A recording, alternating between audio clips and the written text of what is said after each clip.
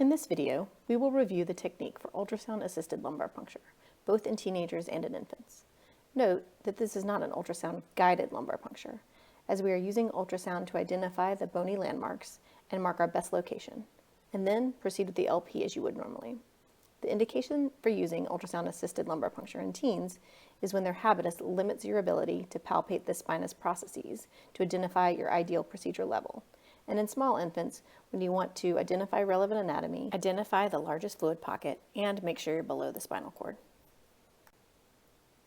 An overview of the steps you'll need to perform when doing an ultrasound-assisted lumbar puncture include setting up your procedure kit as normal, including any betadine or sterilization liquid you'll need, getting your patient into position, getting the patient sterile and the machine sterile, and yourself sterile. This is important because if you have an uncooperative patient, like a young child or infant, you don't want them moving around after you've done your markings. Next, you'll use your ultrasound to identify your landmarks and mark the site where you want to perform your lumbar puncture. And finally, put the machine probe down and perform your lumbar puncture as you would normally, using the markings as guides to where you place your needle.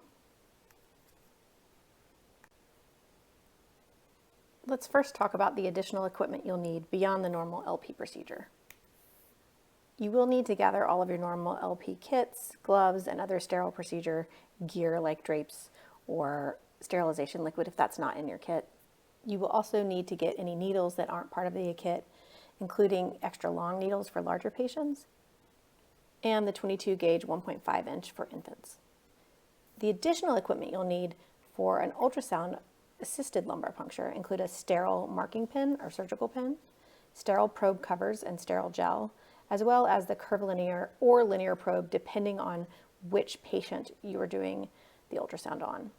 Typically, the larger patients that have more subcutaneous tissue need the curvilinear probe because this is able to see deeper into the tissue to visualize those bones due to its lower frequency. The infants are smaller with bony landmarks closer to the surface, and you would typically use the linear probe for this as it is high frequency and better able to visualize structures close to the probe. Now let's talk about getting the patient in position. So for both infants and teens, you can place them in sitting or lateral decubitus. Just remember, whenever you're doing a procedure, you want to make sure that the probe is oriented to you and not the patient. So if you're in the lateral decubitus position, your indicator is on the left so that your indicator on the screen is on the left. When you slide left with your probe, the image slides left on the screen. When you're sitting, the probe always goes to the head as convention. This will help you keep oriented and know what movements mean what on the screen. In addition, make sure that you put your screen somewhere where it's easy to visualize while you're doing your marking.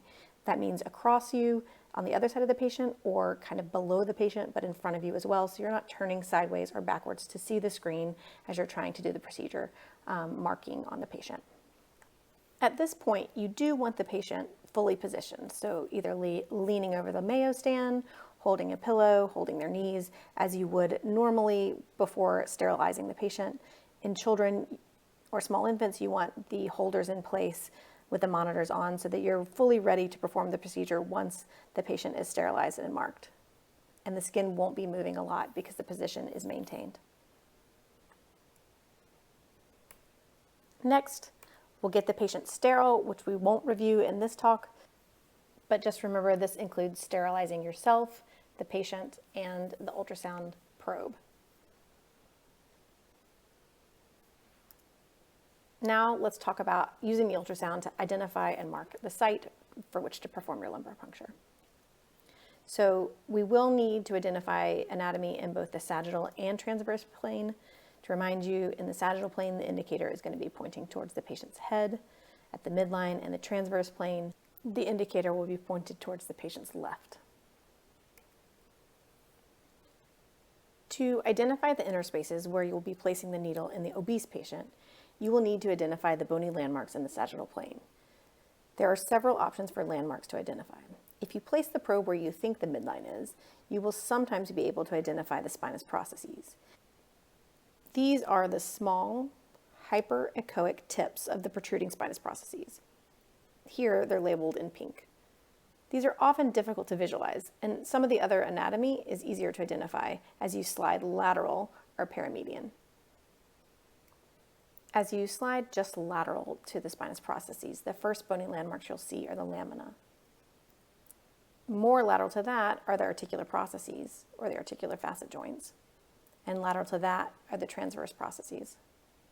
One additional way to optimize visualization is at the lamina to slightly turn your probe oblique so that you can change the angle of incidence to optimize your bony visualization. So again, what does this look like on ultrasound? This is a view of the spinous processes in the median sagittal view. So you're right at the midline and you see those tiny bright white dots that are the spinous processes. At this point, you would mark the inner spaces or the inner spinous processes spaces to identify where you would place your needle. If you slide slightly lateral, you're going to see the lamina.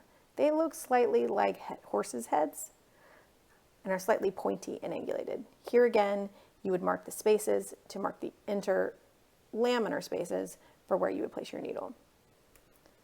As you slide more lateral, you come to the articular processes, which are a little bumpy and continuous. Maybe they remind you a little bit of a camel's humps. Here, these represents the inner spaces at the bone. So the articular processes are level with the inner spaces. So you would mark at the bony landmarks, and that would be your inner space where the needle would be placed. Unlike the lamina and the spinous processes where you're marking the voids of bone, and that is where your inner space is actually present. Sliding even more lateral, you'll come to the transverse processes, and again here, you're marking the bony prominences, which maybe look like fingers because they're more rounded. It's also called the trident sign because it's got points like a trident. But either way, you want to mark the bones as your inner space where you will be placing your needle, because this is lateral and the articular facet joints and the transverse processes represent the level of the inner spaces midline where your spinous processes and lamina are. So this is a clip scanning through showing you the kind of angulated horse heads of the lamina, and as you proceed lateral, you're going to see the bumpy articular processes here of the facet joints, and now at the end, the pointy finger trident of the transverse processes. This is what it looks like to perform the perimedian sagittal oblique view of the lamina, where you slide just off the midline 1 to 2 centimeters and then turn your hand oblique. Again, this optimizes the angle of incidence by bouncing the ultrasound beam right off that bone and gives you a better visualization of that lamina. Not only is it important to identify the bony landmarks, but it's also important to identify the height at which you are placing your needle. This is done by identifying the sacrum at the lower part of the spine and then sliding superior in the sagittal plane, and to identify the L5 and L4. At this point, this is the lamina. Continuing up, and to look for the L3 and onward. Just remember, if you're visualizing the spinous processes or the lamina, you want to mark the spaces that you're seeing. If you're visualizing the articular facet joints or the transverse processes, mark the bones, as these correlate with the inner spaces at the midpoint where you're going to be placing your needle. Once you've identified the inner spaces, either inner spinous, inner lamina, or facet joints, please mark them lateral to your probe. Now you've marked the level at which you want to place your needle. In this case, L3, L4, L4, L5. These are the spaces, so these are where your needle will be placed in the horizontal axis. Next, you need to identify the vertical plane, so the midpoint, and for this, you need to identify the spinous processes. Here, you can see the probe is held in transverse with the indicator towards the left, and you're looking for that teeny tiny point of the spinous process to identify the midline. On this slide, you can see the bright white just under the probe with the shadow behind it, highlighted in yellow, and again without the markings.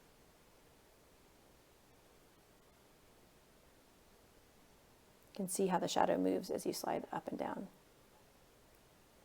To the side, you will see the lamina at times coming into view as they are in plane with the spinous process.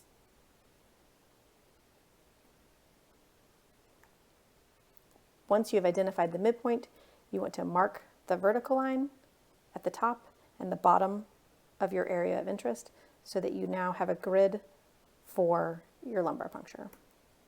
Extend those lines together so you have a hash mark, and you want to plan to place your needle at the midpoint of the hash marks, as the horizontal line represents the inner spinous space or the inner space, and the vertical line represents the midpoint. As you can see, this skin could very easily move off midline if the patient is moving around, which is why we typically want you to perform sterilization before marking the patient.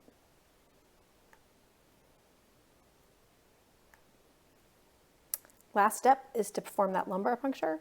You've got your grid, you know where to go. Now hopefully you'll be successful.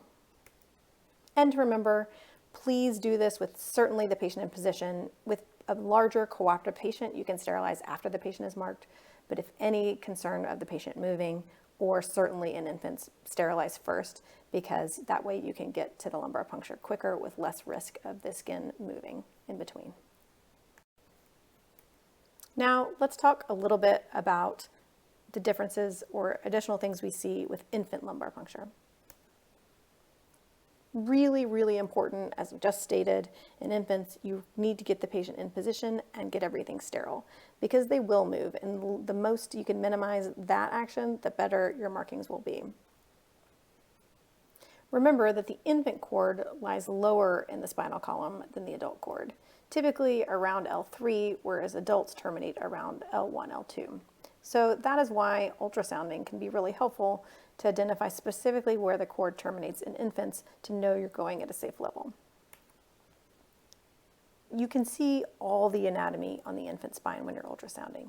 Again, you're doing the same technique with the probe in sagittal towards the patient head and transverse towards the patient's left, and marking the inner spaces and the vertical midline. However, instead of just the bony prominences, you will see the actual spine, cord, fluid that you're tapping, and the cauda equina. In the picture on the left, you see the epidural space and the anterior dural border marked with the CSF, or in black in the middle circle, and the cauda equina, which are the bright hyperechoic blotches within the black circle. On the right of the screen is the spine and sagittal, where you can see the spinous process, which you can see through because they're not fully ossified. The cauda equina marked in the middle, and then the anterior vertebral body. Again, you can see everything, so knowing what you're looking at is important. Again, here is a sagittal view and seeing through the spinous processes which are marked. You can see the conus, which you will be able to identify. You don't want to be tapping the patient this high, but it is nice to identify to know your safety spot where you want to go nowhere near. I often will mark this level or the terminus of the conus with an X to know I don't want to be anywhere near that level. In addition, you'll see the black of the CSF.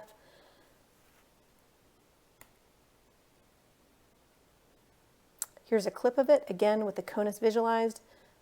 Remember, the conus is black and CSF is black, so it's very important to differentiate the two. The conus will often have a little bright white line down the middle. As you can see here in this clip, you see the cauda equina and the filum terminalis. Here is the clip without markings.